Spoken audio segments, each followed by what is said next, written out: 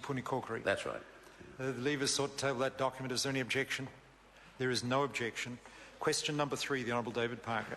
Thank you, Mr Speaker. What is the projected growth, if any, of New Zealand's international liabilities under this government's policies, and what are the components of those liabilities? The Honourable Stephen Joyce. Mr Speaker, on behalf of the Minister of Finance, according to the pre-election economic and fiscal update issued in October last year, New Zealand's net international liabilities are forecast to increase from 73% of GDP as of September 2011 to just over 77% of GDP by 2016. One of the main components of this is an expected increase in imports and investment from offshore connected with the Canterbury rebuild.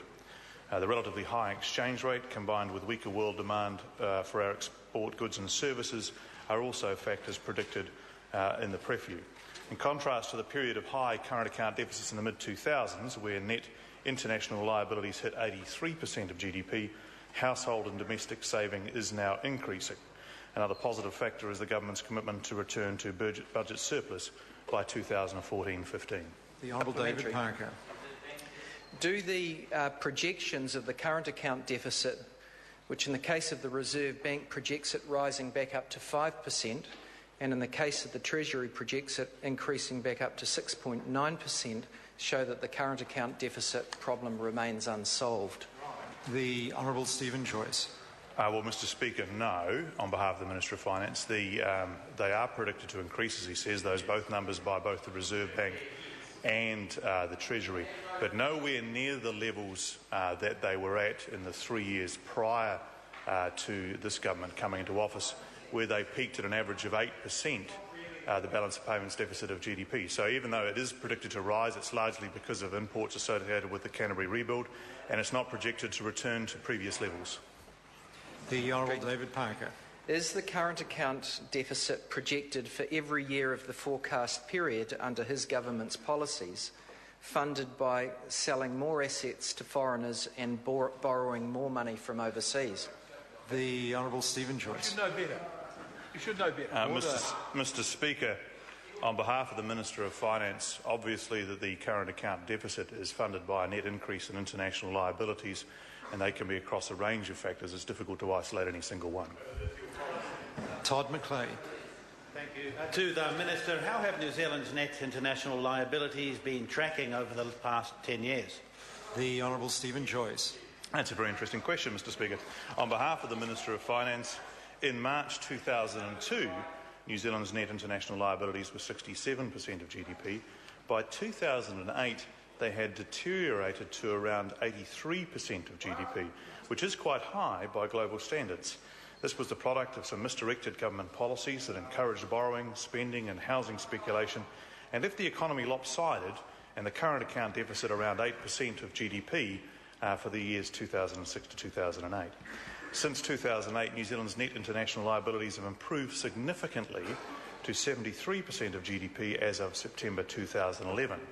While they are forecast to increase over the next 4 years for the reason I outlined in the primary question, they will still be well below the levels of 2008. The Honourable David Parker.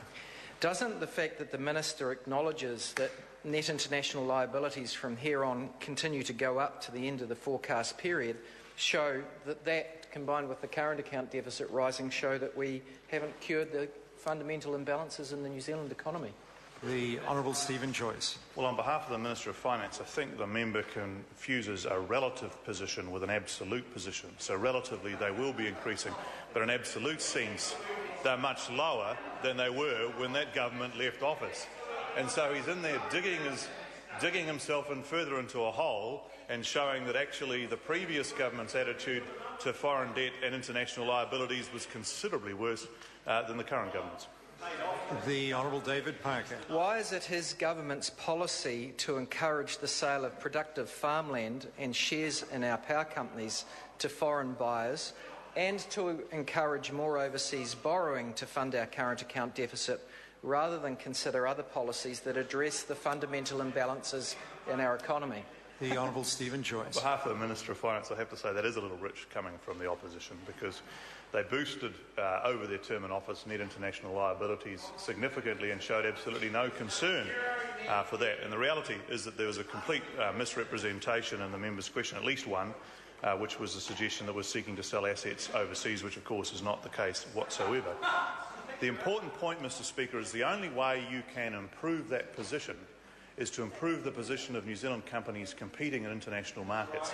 And that means making those companies more competitive, which means the sort of policies this government is doing to improve things like the RMA, to allow resource use, to encourage the capital markets, to keep government debt down, to get the government books back into a balance, all of things off the top of my head which the current Labour Party opposition opposes. Order.